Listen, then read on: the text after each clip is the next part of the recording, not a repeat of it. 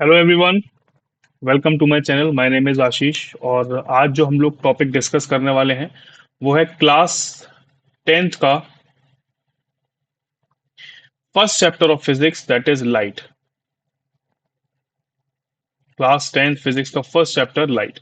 इस लाइट में हम लोग दो फिनोमेना पढ़ने वाले हैं, एक है रिफ्लेक्शन ऑफ लाइट और दूसरा होगा रिफ्रैक्शन ऑफ लाइट। ठीक है, तो पहले हम लोग स्टार्टिंग करेंगे रिफ्लेक्शन से, उसके बाद हम लोग आगे बढ़ेंगे रिफ्रैक्शन की तरफ। ठीक है। ठीक है, तो स्टार्ट करते हैं हमारा topic, what is reflection of light. So basically reflection का मतलब होता है लाइट जब भी आएगी और किसी सरफेस से टकराएगी, किसी भी सरफेस से टकरा सकती है वो, चाहे वो मुझसे हो, चाहे वो आपसे हो, चाहे वो इसके आगे पीछे हमारे आसपास जो भी ऑब्जेक्ट हो, वो हर ऑब्जेक्ट से टकरा के वापस लौटती है। इस फिनोमेना को कहा जाता है reflection. The sending back of light rays which falls on the surface of the object is called reflection. Her surface से रिफ्लेक्शन होता है, लेकिन हमारे सिलेबस में केवल रिफ्लेक्शन ही नहीं है, उस रिफ्लेक्शन से बनने वाली इमेजेस के बारे में हमें बात करनी है। तो इमेज बनाने के लिए है ना, इमेज बनाने के लिए हम लोग किसका इस्तेमाल करते हैं? मिरर्स का इस्तेमाल करते हैं। मिरर्स की जगह rather we can say reflection जो है, इसका जो एक्चुअल यूज है वो यहाँ पर इमेज फॉर्मेशन का यूज है। इमेज फॉर्मेशन का यूज है। और इस इमेज फॉर्मेशन के लिए जिस डिवाइस को हम लोगों ने इमेज फॉर्मेशन के लिए हम लोग जिस डिवाइस को यूज किया है वो मिरर है। मिरर क्यों? क्योंकि हम लोगों को एक्चुअली में चाहिए स्मूथ सरफेसेस, स्मूथ या फिर पॉलिश्ड सरफेसेस, स्मूथ या फिर पॉलिश सरफेसेस। ये पॉलिश सरफेसेस हमको मिरर की फॉर्म में मिल जाते हैं। अब मिरर होता क्या है? मिरर होता है हमारा एक ऐसा ग्लास पीस, एक ऐसा glass piece which is having silver polish. क्यों सिल्वर पॉलिशिंग को ही हम लोग यूज कर रहे हैं? क्योंकि जो सिल्वर होता है ना, ये हमारा बेस्ट रिफ्लेक्टर होता है। Silver is the best reflector. ये सबसे ज्यादा अच्छा कंडक्टर भी होता है। इलेक्ट्रिसिटी जब चैप्टर आएगा, आपका चैप्टर नंबर 3 है क्लास 10th फिजिक्स का, है ना। आप चाहो तो पहले भी बता सकते हैं उसको, है ना, लेकिन एनसीईआरटी के अकॉर्डिंग थर्ड चैप्टर है वो, है ना। फर्स्ट चैप्टर लाइट है, दूसरा chapter human I and the colourful world, तीसरा चैप्टर है जाके इलेक्ट्रिसिटी। तो वहां पर ये बेस्ट कंडक्टर भी यूज होगा। तो सिल्वर बेस्ट रिफ्लेक्टर भी है और बेस्ट कंडक्टर भी है। ठीक है, तो सिल्वर हम लोग यूज कर रहे हैं यहाँ पर। तो मिरर बनता कैसे है? मिरर बनता है कि एक ग्लास पीस हमने लिया, जैसे यहाँ पे आप देख रहे हो एक ग्लास पीस हमने लिया हुआ है ना, यहाँ पर एक ग्लास पीस हमने लिया हुआ है। इस ग्लास पीस के पीछे वाली साइड पर हम लोगों ने सिल्वर कलर की पॉलिशिंग कर दी है, या फिर एक सिल्वर कलर की शीट लाके हमने चिपका दी और उसके ऊपर फिर कुछ ना कुछ लगा दिया ताकि वो हटे नहीं शीट, है ना। तो इस तरीके से हम लोग मिरर को बनाते हैं। पर ये हमेशा डायग्राम्स में हम लोग यूज नहीं करेंगे। डायग्राम में हम लोग बिल्कुल सिंपल तरीके से यूज करेंगे। डायग्राम में कैसे यूज करेंगे? जैसे ये हमारा कोई सरफेस है, कोई प्लेन सरफेस है और इसके पीछे ऐसे करके पॉलिशिंग हो रखी है ना। तो एक सिंपल आपको सरफेस बनाना है, उसके पीछे ऐसे पॉलिश करके दिखा देना, ये हमारा मिरर होगा। इस मिरर की वो वाली साइड जहां पे पॉलिशिंग हो रखी है वो बैक साइड कहलाएगी, और इसी को हम लोग पॉलिश्ड साइड भी बोलेंगे, पॉलिश्ड साइड। और जो सामने वाली साइड है जहां पर हम लोग ने पॉलिशिंग नहीं करी हुई है, वो फ्रंट साइड कहलाती है, और इसी को हम लोग रिफ्लेक्टिंग साइड भी बोलते हैं, रिफ्लेक्टिंग साइड। कहने का मतलब है कि अगर ऑब्जेक्ट हमारा इधर प्लेस्ड है तो आप रिफ्लेक्टिंग साइड को इसके सामने रख दीजिए, अगर ऑब्जेक्ट इधर प्लेस्ड है तो इसको मिरर को घुमा के हमें ऐसे रख देना। ठीक है, लेकिन बाय कन्वेंशन हम लोग हमेशा ऑब्जेक्ट को लेफ्ट साइड ही मानेंगे। By sign convention. Sign convention क्या है?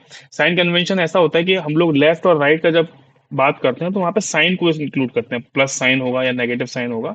तो हमने ये माना हुआ है कि साइन के अकॉर्डिंग ऑब्जेक्ट को हमेशा लेफ्ट में रखो, लाइट रेज को हमेशा लेफ्ट से राइट मूव करवाओ, है ना। तो ऐसे जब लेफ्ट से राइट मूव करती हैं तो वो जो चीजें होती हैं जो लेफ्ट से राइट मूव कर रही होती है वो पॉजिटिव होती हैं, और राइट टू लेफ्ट वाली नेगेटिव हो जाती है। तो एक कन्वेंशन के तरीके से हमने लगाया हुआ है। बाकी लाइट रेज तो कैसे ही मूव कर सकती है।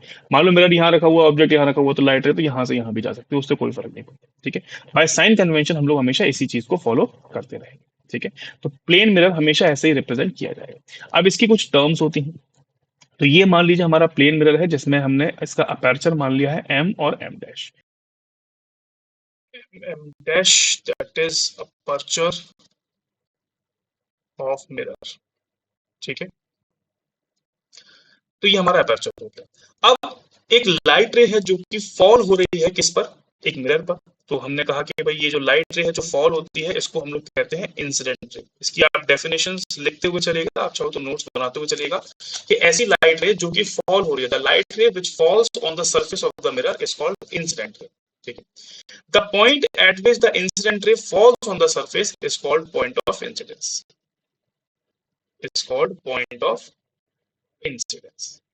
ठीक है, ऐसा पॉइंट जहां पर लाइट इंसिडेंट रे फॉल होती है, जैसे ही हमें पॉइंट ऑफ इंसिडेंस मिलता है हम लोग एक रे एक लाइन को ड्रॉ करते हैं जिसका नाम है नॉर्मल लाइन, है ना। ये रे नहीं होती है, ये रे नहीं होगी, ये एक इमेजिनरी लाइन होगी, एक इमेजिनरी लाइन जो कि नॉर्मल टू द सरफेस है। कौन सा सरफेस? प्लेन सरफेस, है ना। ये जो लाइट रे है ये नॉर्मल टू द सरफेस है, यानी कि 90 डिग्री पे बना हुआ। नॉर्मल का मतलब होता है, नॉर्मल का मतलब होता है परपेंडिकुलर, है ना। तो ये क्या है? ये एक नॉर्मल लाइन है, ना कि रे है। और ये कैसा होगा? ये इमेजिनरी होगा। कैसा होगा? ये इमेजिनरी रे होगा, इमेजिनरी लाइन है। तो ये इमेजिनरी लाइन हमारा कहां से नॉर्मल होगा? हमारे सरफेस से नॉर्मल। इंसिडेंट रे और नॉर्मल लाइन के बीच में जो एंगल बनता है, बीच में जो एंगल बनता है, इस एंगल को डिनोट करते हैं एंगल आई से, और इस एंगल का नाम होता है angle of incidence. This is called angle of incidence. ठीक, अब ये हमको तीन चीजें मिल गई। इंसिडेंट रे, द रे which falls on the surface of the mirror, the point at which the incident ray falls is called the point of incidence. The line which is the perpendicular to the surface, to the reflecting surface, and is always imaginary is called the normal line. ठीक है, and the angle between the incident ray and the normal line is called angle of incidence. अब एक light रे होगी जो वापस लौटेगी, reflect करेगी, तो रिफ्लेक्ट जो लाइट रे करके जा रही है उस लाइट रे को नाम दिया जाएगा रिफ्लेक्टेड रे। रिफ्लेक्टेड, ये जो रिफ्लेक्टेड रे है ये भी नॉर्मल के साथ एक एंगल बनाएगी। इस एंगल को डिनोट किया जाएगा एंगल आर से, और इस एंगल का नाम होगा angle of reflection. This is called angle of reflection. ठीक है जी, तो ये ध्यान रखिएगा कि angle of incidence and angle of reflection ये दोनों ही हमेशा अपनी अपनी रे से नॉर्मल के साथ बनते हैं, ना कि सरफेस के साथ। कई बार क्वेश्चन में ये वाला एंगल गिवन आ जाता है तो उसके लिए आपको 90 में से माइनस करके एंगल आई निकालना पड़ेगा। ठीक है, तो ये आपको ध्यान रखना है, ये सारी टर्मिनोलॉजीज हैं। अपर्चर होता क्या है? Aperture is the actual reflecting surface, actual reflecting surface. ठीक है जी, एक्चुअल रिफ्लेक्टिंग सरफेस होता है। ठीक, इसके बाद आते हैं हमारे laws of reflection. Laws of reflection क्या होते हैं भाई? सबसे पहले फर्स्ट लॉ कहता है कि the incident ray, the reflected ray and the normal at the point of incidence all lie in a same plane. जो इंसिडेंट रे होगी, जो रिफ्लेक्टेड रे होगी, और जो नॉर्मल होगी, कहां पर? Eight the point of incidence, जहां पर वो इंसिडेंस हो रहा है, वो सब के सब एक ही प्लेन पे लाई करेंगे। अब प्लेन क्या होता है? What is plane? प्लेन मतलब हमारी जैसे स्क्रीन है, स्क्रीन एक टू डायमेंशनल प्लेन है जिसमें लेंथ और विड्थ हो, जैसे स्क्वायर, रेक्टेंगल, सर्कल्स, ये सारे टू डायमेंशनल प्लेन्स में आते हैं। तो प्लेन का मतलब जहां पर एक टू डायमेंशनल, एक लेंथ और विड्थ वाला प्लेन। तो यहाँ पर अगर आप देखो तो हमने एक व्हाइट कलर का पेपर लिया हुआ है जिसको कार्डबोर्ड पे ऐसे स्टिक करके हमने रखा हुआ है, और उसके बिल्कुल नीचे यहाँ पे हमने एक मिरर लगा दिया। हमने क्या किया, यहाँ पर एक लेजर लाइट रखी है, इस जगह पे एक लेजर लाइट रखी है। लेजर लाइट से हमने जब लाइट फेंकी तो हमने क्या देखा? हमने ये देखा कि लाइट रे इस सरफेस के, हमने ऐसे रखा हुआ है कि वो सरफेस के अलोंग आ रही है। तो ये जो सरफेस के अलोंग लाइट रे आ रही है इसको हमने नाम दे दिया इंसिडेंट रे। ये वाली कौन सी रे हो गई? इंसिडेंट रे हो गई। ये आके जिस पॉइंट पर फॉल करेगी ये होगा हमारा point of incidence, point of incidence. और पॉइंट ऑफ इंसिडेंस जैसे ही मिलेगा, हमने क्या किया, हमने इस प्रोजेक्टर की हेल्प से यहाँ पर 90 डिग्री मेजर करके एक नॉर्मल लाइन अपने आप से ड्रॉ कर दी। ठीक है, और फिर हमने देखा कि इसी नॉर्मल लाइन के अलोंग दूसरी लाइट रे एक रिफ्लेक्ट बैक करके जा रही है, इसको हमने नाम दिया रिफ्लेक्टेड रे। आप जैसे जैसे इस लाइट को फ्लक्चुएट करोगे ये रिफ्लेक्टेड रे भी फ्लक्चुएट कर सकते है ना। तो ये हमारा होता है लॉ ऑफ रिफ्लेक्शन, जहां पर तीन ऑप्शन देखो, इस प्लेन के अकॉर्डिंग, इस प्लेन के अगेंस्ट लाइट आई, और इस प्लेन के अगेंस्ट लाइट चली। नॉर्मल भी इसी प्लेन पे बन रही है, तो हमने क्या कहा, incident ray, reflected ray and the normal at the point of incidence सभी के सभी एक ही प्लेन पे लाइट। दूसरा लॉ होता है इसका, the angle of reflection is always equal to the angle of incidence, यानी कि angle I is always equal to angle R. Very important, यानी कि यहां पर बनने वाला एंगल आई और यहाँ पे बनने वाला एंगल आर, ये दोनों ही एंगल बराबर होगा, equal. Angle I is equal to angle R. और ये जो लॉज हैं, always applicable, laws of reflection are applicable to all types of surfaces. जितने भी सरफेसेस हैं सभी के लिए ये लॉज एप्लीकेबल, ठीक है ना, सभी सरफेस, चाहे वो पॉलिश सरफेस हो, चाहे वो अनपॉलिश सरफेस हो, चाहे उसे इमेज मिलनी हो नहीं मिलनी हो, रिफ्यूज डिफ्यूज रिफ्लेक्शन हो, नॉर्मल रिफ्लेक्शन हो, किसी भी टाइप के रिफ्लेक्शन पे लॉज हमेशा फॉलो करेंगे अगर वहां पर रिफ्लेक्शन हो रहा है तो। अब इस पे सवाल आता है, एक बहुत ही फेमस क्वेश्चन है कि क्या होगा अगर लाइट रे नॉर्मली फॉल करती है प्लेन मिरर पे। नॉर्मली कैसे फॉल करेगी? नॉर्मली का मतलब है परपेंडिकुलरली। तो एक हमने प्लेन सरफेस बनाया, एक हमने क्या बनाया है, प्लेन सरफेस बनाया, यानी कि प्लेन मिरर बनाया। प्लेन मिरर कैसे बनेगा? ऐसे, ये हमारा प्लेन मिरर हो गया। सही बात है क्या? कमेंट सेक्शन में बताओ क्या ये प्लेन मिरर सही बनाया हुआ? ठीक है, आंसर है नहीं। प्लेन मिरर क्यों सही नहीं है? क्योंकि इसका पॉलिशिंग जब तक आप नहीं दिखाएंगे तब तक ये प्लेन मिरर मिरर नहीं है। अब प्लेन मिरर कैसे आएगा?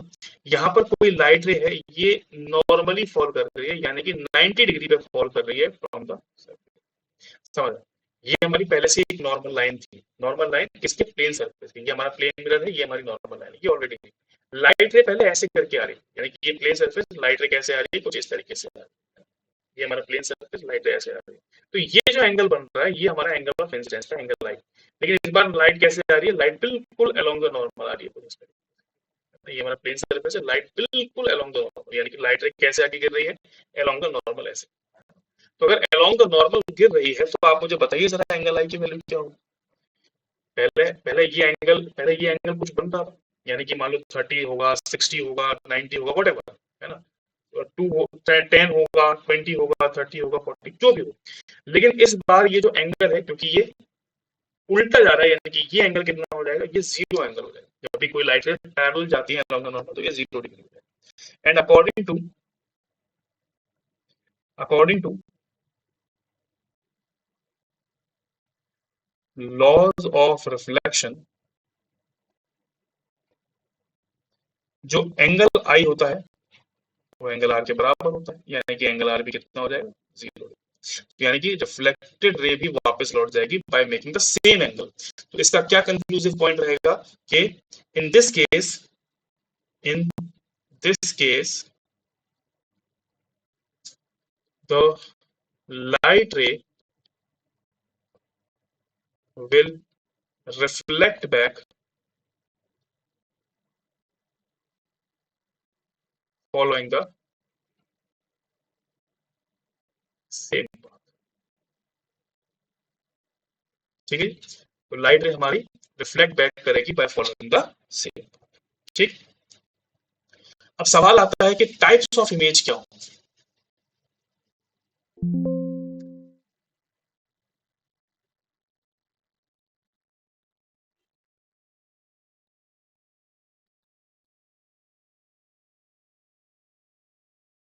टाइप्स ऑफ इमेज हमारी दो टाइप की होती है।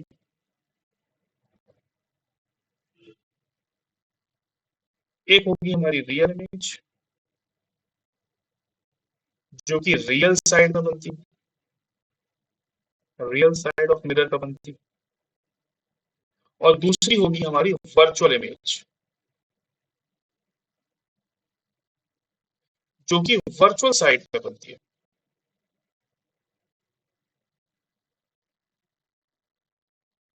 Real image and virtual. अब रियल इमेज क्या होगी?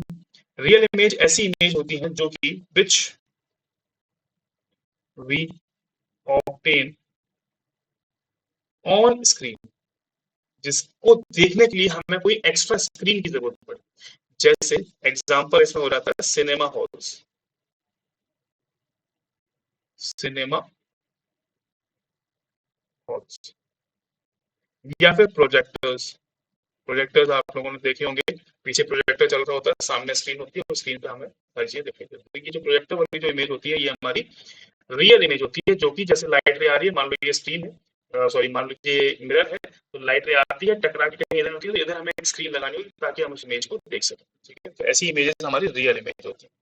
वर्चुअल इमेज क्या होती है? Which we do not obtain on screen,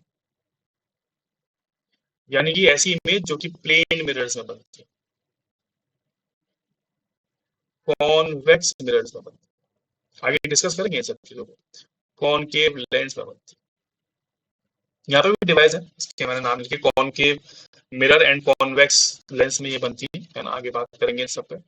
तो ये जो इमेज होती है, अच्छा प्लेन मिरर में आप वर्चुअल इमेज देख सकते हो। वर्चुअल मतलब जो वर्चुअल दुनिया में बनती है, जैसे हम और आप एक वर्चुअल दुनिया में बैठे हैं, आमने सामने नहीं है, लेकिन दिख रहा है ऐसे आमने सामने, है ना। आप स्क्रीन के पीछे हो, मैं भी स्क्रीन के पीछे हूँ, तो ये वर्चुअली हम लोग बात कर रहे हैं। ऐसे ही जो हमारे इमेजेस होती हैं, जैसे इमेज में बनने वाली, जो प्लेन मिरर में बनने वाली जो इमेज होती है, हम लोग इधर की तरफ खड़े हुए, हमारी इमेज ऐसा लगता है मिरर के अंदर कहीं, आप मिरर के पीछे जाके देखो कुछ नहीं मिलेगा आपको, है ना। लेकिन हम लोग ऐसा लगता है कि भाई मिरर के पीछे एक सेम ऐसी दुनिया है जिसमें हम ही खड़े हुए हैं।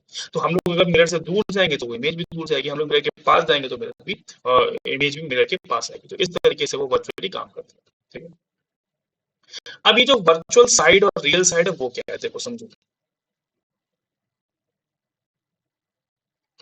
मान लीजिए ये हमारा कोई मिरर है, यहां पर लाइट रे आई, इंसिडेंट रे, और टकरा कर यहीं से वापस लौट गई। तो ये हमारी रिफ्लेक्टेड रे हुई और ये हमारी इंसिडेंट रे हुई, है ना। वही नॉर्मल वगैरह सब कुछ है, यहाँ पे लॉज वगैरह सब फॉलो किए हैं जस्ट समझाने के लिए। तो जो एक्चुअली जो रिफ्लेक्टेड रे है वो इधर की साइड ट्रेवल कर रही है ना। जिस साइड में रिफ्लेक्टेड रे ट्रेवल करे वो साइड हमारी रियल साइड कहलाती है, क्योंकि रियलिटी में रे इधर ही ट्रेवल कर रही है, रियल साइड कहलाएगी। और जिस साइड में रिफ्लेक्टेड रेस को जबरदस्ती एक्सटेंड कराने की जरूरत पड़ जाए, यानी कि डॉटेड लाइन से दिखाने की शो जरूरत पड़ जाए, डॉटेड लाइंस। डॉटेड लाइंस यहाँ पे रिप्रेजेंटेशन होता है इमेजिनेशन का, इमेजिनरी चीज है। तो जो डॉटेड लाइंस है ये हमको बताती है वर्चुअल साइड, वर्चुअल साइड। तो ये हो जाएगी हमारी रियल साइड और ये हो जाएगी वर्चुअल साइड। तो सिंपल वे में क्या याद रखना है कि रियल साइड, हमारे जो मिरर्स होते हैं, रियल साइड हमेशा लेफ्ट में होगी, लेफ्ट साइड। और वर्चुअल साइड जो होगी मिरर्स में वो हमेशा राइट साइड होगी। ऐसा क्यों है? क्योंकि हम लोग ऑब्जेक्ट को बाय कन्वेंशन ऑब्जेक्ट्स हमेशा यहां पर मानते हैं, this is the object, this is the object. ये ऑब्जेक्ट हमेशा राइट लेफ्ट साइड में, तो लेफ्ट से, अब लेफ्ट से इमेज इंसिडेंट रे जा रही है, वापस से लेफ्ट में आएगी, तो जो लेफ्ट वाली साइड होगी वो हमारी, ये बदलता है। जब आप लेंसेज में जाएंगे तो रिफ्लेक्टेड रे पार कर जाती है, तो उसमें राइट साइड हो जाएगी, तो ये बदल जाएगा। लेकिन अभी मिरर के लिए, for mirror, for mirror left side is the real side and for mirror right side is the virtual side। ठीक है जी, क्लियर है बात। तो ये हमारी वर्चुअल साइड है। अब रिप्रेजेंटेशन क्या होती है ऑब्जेक्ट्स एंड इमेजेस की? तो रिप्रेजेंट करने के लिए हम लोग इसको कैसे बनाते हैं? इस तरीके से, एरो हेड से। ये एरो हेड का क्या कहलाता है? हेड। और ये कहलाता है इसका टेल। तो इसमें हमारी दो पोजीशन होती है, एक head up and tail down. Head up and tail down को हम लोग कौन सी पोजीशन बोलेंगे? इरेक्ट पोजीशन बोलेंगे। इरेक्ट मतलब सीधी, सीधी, है ना, सीधा रखा हुआ। और दूसरी पोजीशन होती है, दूसरी पोजीशन होती है इस तरीके से उल्टी, है ना, जहां पर पोजीशन को कहेंगे हम लोग हेड डाउन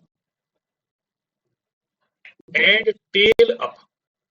तो इसको हम लोग बोलते हैं इन्वर्टेड पोजीशन, इन्वर्टेड पोजीशन यानी कि उल्टी। ठीक है जी। तो ये दोनों ही टाइप की इमेज बनती है। ऑब्जेक्ट हमेशा सीधा रहेगा, है ना। ऑब्जेक्ट्स के लिए अगर हम बात करें, ऑब्जेक्ट्स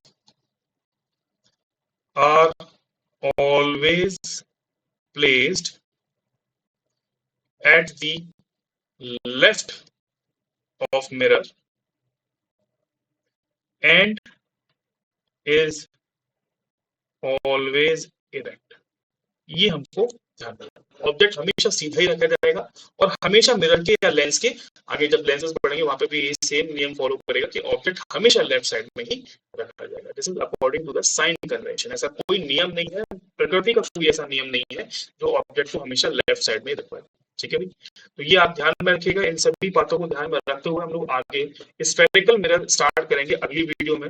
ठीक है, तो वहां पर इन सब चीजों का बहुत ज्ञान होना जरूरी है, तभी आप वो चीज समझ पाओगे। स्फेरिकल मिरर को समझने के लिए पहले ये बेसिक टर्मिनोलॉजी आपको आनी चाहिए। तो आई होप आपको आज सारी चीजें समझ में आई होंगी। मिलते हैं नेक्स्ट वीडियो में। Bye bye and take care.